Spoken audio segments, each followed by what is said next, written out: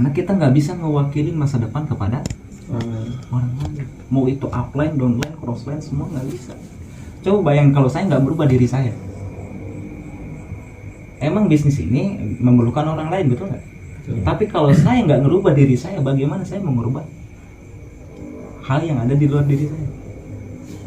Apalagi udah jelas kita nggak bisa ngerubah orang lain. Kalau ada cara bisa ngerubah orang lain, kalau ada cara bisa mempertahankan mitra-mitra, kalau ada cara bisa mempertahankan jenderal-jenderal, leader-leader di bawah kita, Pak Haji Febrian udah melakukan itu lebih dulu.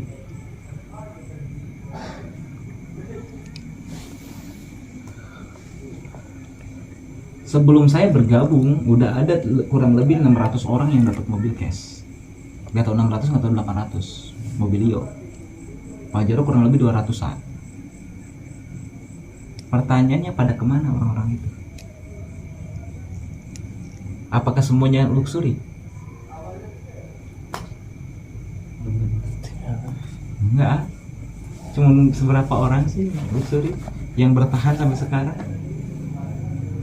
Artinya apa? Kalau Pak Haji Febrian aja tahu cara mempertahankan mitra, otomatis leader-leader PTBS nggak akan ada yang berhenti. Lah kita udah musingin, mitra ini nggak jalan, mitra ini nggak jalan. Wah dulu dia produktif, sekarang udah kurang produktifnya. Terlalu banyak mikirin. Kita terlalu salah fokus. Fokus kita bukan keluar masuknya mitra, di luar sana pun sama, banyak keluar daripada yang masuknya. Lebih banyak yang keluar daripada yang bertahan. Kita mau usaha apapun, coba antum buka usaha cari karyawan nggak? Ya. Pertanyaannya dia bertahan nggak? Belum tentu. Semakin usaha besar semakin perlu karyawan besar banyak. Tapi apakah semuanya akan bertahan? Kebanyakan yang bertahan sedikit. Pasti lebih banyak yang keluar. Akhirnya ada yang masuk lagi. Yang bertahan dikit, banyak yang keluar. Kayak gitu terus siklusnya. Dimanapun sama. Berarti apa? Kenapa Pak Haji Febrian bisa gede? Karena Pak Haji bukan fokus ke keluar masuknya yang masuk ke PTBS, tapi fokusnya ke impian, ke tujuan. Tujuan beliau ciptain PTBS-nya buat apa? Saya gabung ke bisnis ini itu buat apa? Apa target finansial saya? Berapa bonus yang ingin saya capai? Mau kapan saya tembus reward-nya? Mau berapa reward yang ingin saya dapat?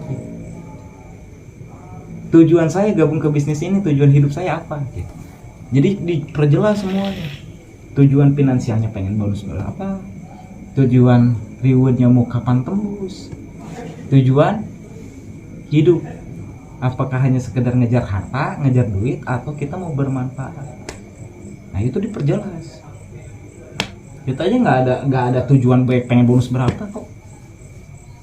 Makanya sejalannya nggak ada tujuan pengen tembus rewardnya kapan, nggak pede juga.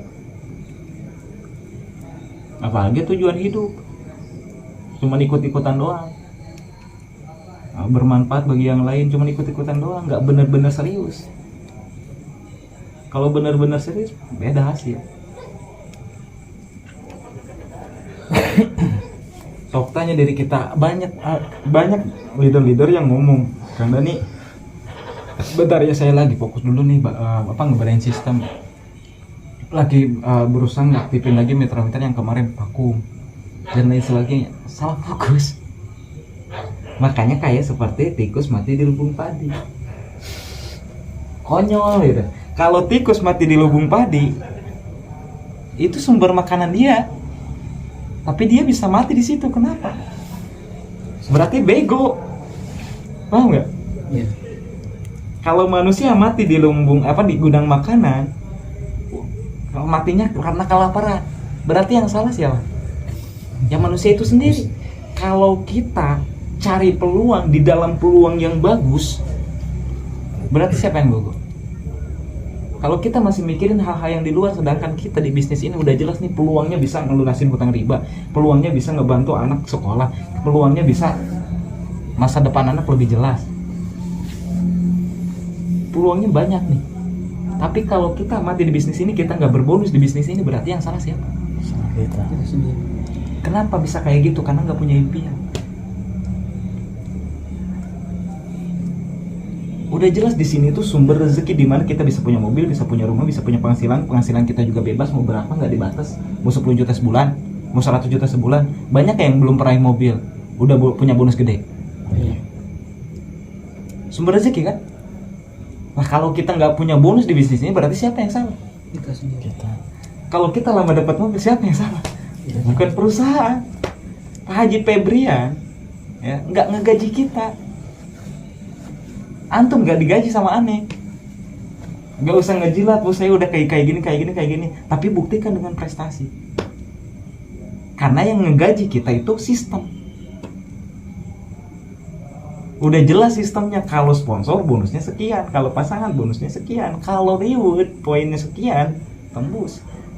Kan udah jelas sistemnya. Yang ngegaji siapa kita? Ngegaji kita siapa? Sistem. Berarti nggak usah ngejilat. Saya nggak pernah ngejilat Pak Haji. Saya buktikan dengan prestasi, makanya tetap komunikasi masih tetap baik. Padahal saya nggak trustnya gimana sih? Nah, kan harusnya SLC, harus ini. Padahal saya nggak trust. Tapi Pak Haji masih respect ke saya. Kenapa? Karena saya nggak pernah ngejilat. Saya buktikan dengan prestasi. Paham nggak sini? Makanya saya. Apalagi kalau misalkan ikut SLC tambah disayang. Paham nggak sini? Apalagi benar-benar ikuti sistem perusahaan. Nah banyak orang yang fokusnya salah. Harusnya impian. Kita terlalu fokus kepada hal yang ada di luar gitu. Rumah yang besar, yang lantainya besar, kita lihatnya, wah rumahnya mewah ya, bagus ya kayak gini. Kita nggak pernah lihat fondasinya kayak gimana. Padahal yang paling penting fondasinya dulu. Oh rumah pohon tinggi dan sebagainya menjulang tinggi kan, nggak roboh-roboh, segitu kena angin kencang, segitu kena angin puyuh dan sebagainya, tapi tetap kokoh berdiri, akarnya yang kuat. Nah kenapa dia masih bertahan, kenapa dia masih berdiri, kenapa dia masih berjuang, kenapa dia yakin, dan kenapa dia akhirnya berhasil? Karena impiannya yang kuat. Saya udah punya impian. Kalau udah punya impian benar-benar kuat, nggak mungkin kita ngeluh.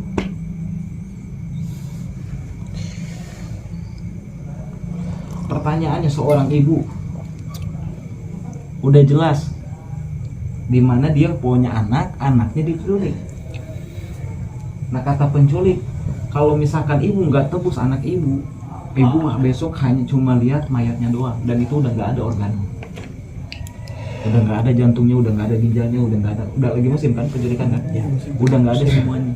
Kalau ibu besok nggak nyiapin 1 miliar, impian terhadap nyelamatin anaknya jauh lebih besar daripada uang 1 miliar. Mikirnya apa? Mau nggak mau, suka nggak suka, yang 1 M gimana nanti, yang penting harus dapat, besok anak saya harus selamat. Itulah impian. Ngeluh nggak punya duit? Ya. Enggak kan? Enggak. Si ibu tadi ngeluh nggak punya duit? Enggak. Ngeluh nggak harus nyari duit 1 M? Enggak. Nggak mau tahu gimana caranya dapat. Itulah impian. Punya nggak kita kayak gitu? Bohong kalau kita udah punya impian. Kalau belum bisa seperti itu, kalau kita masih ngeluh, kalau kita masih alasan, berarti nggak punya impian. Cuma sekedar ingin doang, masih kena abu-abu. Makanya seperti tikus mati di lumbung padi. Di sini udah sumber rezekinya udah jelas. Yang para luxury aja, Pak Iman Maulana dulu sampai ke luxury closing 8. Kemarin video call lah sama saya, nanyain bonus bulan ini sponsornya berapa? 34 juta. Dulu 8 closing aja bisa tembus luxury, kebayang deh sekarang sponsornya gila-gila. Berarti hampir 100 paket, itu udah luxury loh. Yang tadinya basicnya nggak pernah online, nggak paham online, nggak ada di komunitas yang online, pengalamannya di MLM offline. Dan ngajarinnya pengajaran yang dia dapetin dari ilmu sebelumnya. Yang penting gimana caranya mitra-mitra kita itu jadi. Makanya closing dikit juga nggak masalah. Sekarang closing banyak. Sekarang closing gila-gila. Lah, apa kabar yang udah online duluan? Apa kabar yang berada di komunitas online?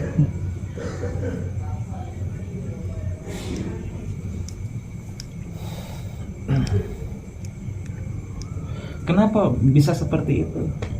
Satu, Karena punya impian yang kuat, impian yang jelas, yang bukan abu-abu, yang dimana harus ridho gitu. Jadi nggak mikirin apapun gimana caranya, yang penting saya harus tembus gimana, apa yang harus saya perbaiki, apa yang harus saya lakukan.